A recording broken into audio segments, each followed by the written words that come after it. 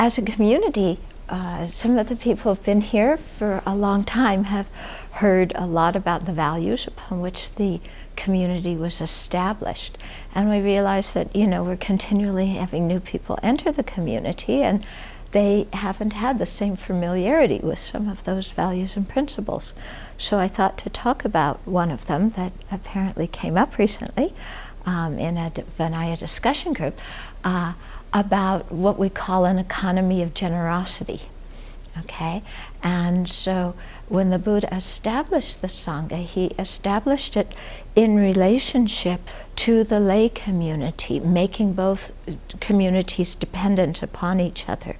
And so the Sangha, as wandering mendicants who were people who were trying to overcome attachment, were not allowed to farm or do business or make their own money, have their own livelihood.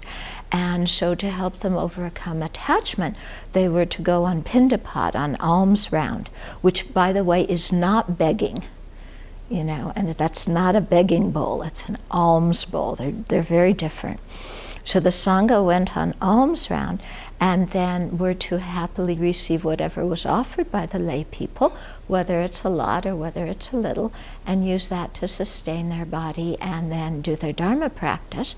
And then the Sangha's responsibility was then to keep their precepts well, to practice well, and then to be able to teach the Dharma to the lay community and to give Dharma counseling and other kinds of counseling as people needed. And so this is, and to lead the lay people in practice, because everybody was supposed to practice the Dharma. It wasn't just that the monastics practice and the lay people don't. That's not it. Everybody practices.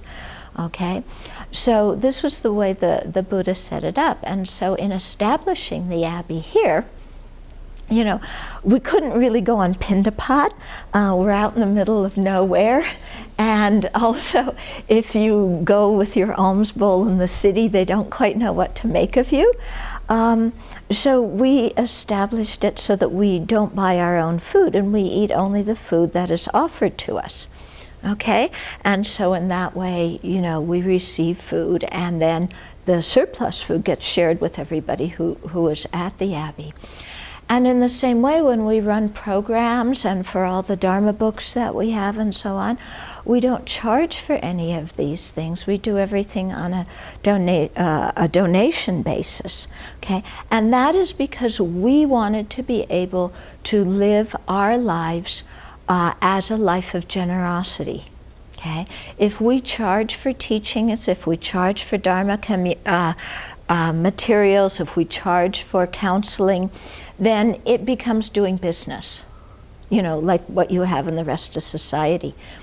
And so we want to be able to give freely without thinking about, I'm talking to them for so much time, and how much are they giving me, but just to be able to give, because that is part of our practice, is to live a life of generosity. And then we hope that other people will support us so that we can stay alive. And then when other people give to us, they practice generosity. So it becomes an quote, quote, economy of generosity, with everybody giving depending upon what everybody has. Okay? And so it's a really beautiful way to live. It's not that the Sangha is mooching off of society, because we give back, and it's not that, the lay people are mooching off of the Sangha because they give back. So everybody is creating good karma, whereas if there's a charge to any of this, then it becomes doing business.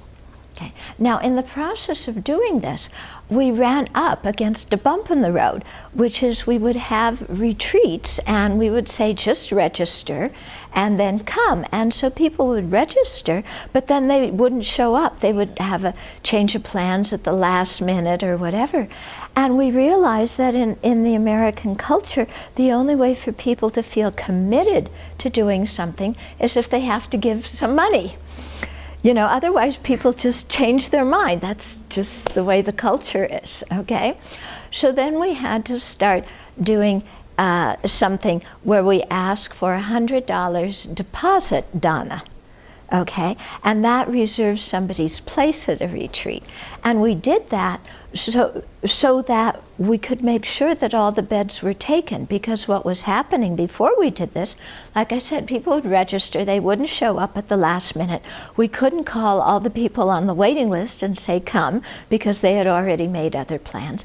And so beds were going empty. So in order to make it better for the guests, so more guests could come, we started on that system. But our practice is generally, if people can't afford and they say something to us, then we say, well, come anyway. Yeah. Now, there's two situations in which we do ask for more than $100 deposit dana, and that's during the 3-month winter retreat and during the 3-week EML program.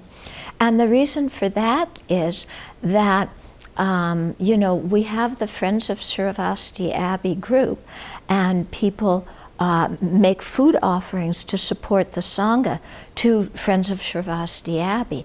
But their food offerings are to support the Sangha, so we can't really take the money you know, it wouldn't be the right use of their money to take the money they donated for the Sangha and use it for all the lay guests. So we ask the lay guests to please contribute, you know, a certain amount every day. Not that they're paying to come to the retreat, but in order to support everybody coming to the retreat.